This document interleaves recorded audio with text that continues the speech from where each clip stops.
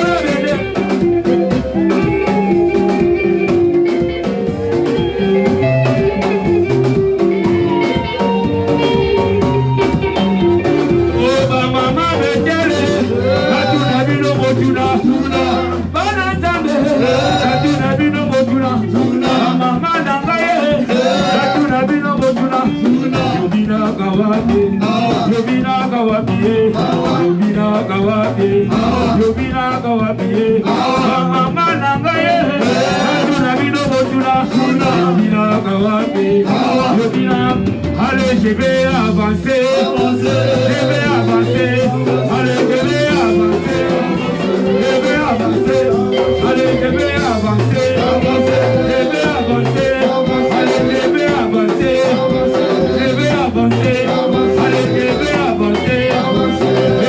avancer, allez, je vais avancer, je vais avancer.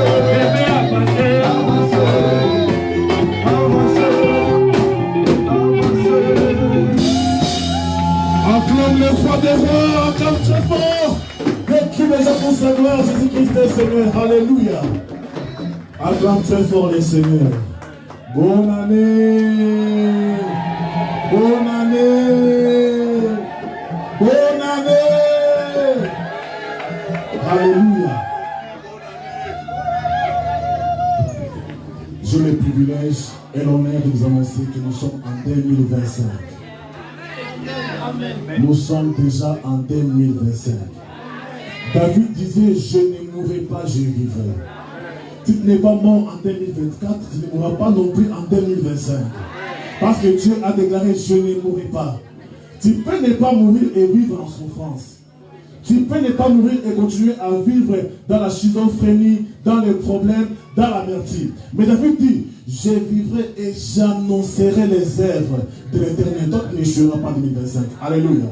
Toi, tu vas monter comme une flèche parce que Dieu a dit, mes serviteurs monteront plus haut comme une flèche. Et toi, tu monteras comme une flèche en 2025. Mais crie Amen. On va maintenant prier encore une fois. La Bible dit, tout lieu où fleura la plante de vos pieds, je vous donne tes lieux en possession. Là où tu es, lève-toi. Vous savez, nous sommes en 2025 maintenant. Il y a des choses qui se font maintenant dans les ténèbres. La remise est reprise de la malédiction. La remise est reprise des célibats.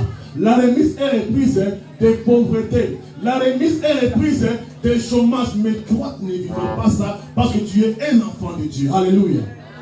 Alors là où tu es, lève-toi, on va prier.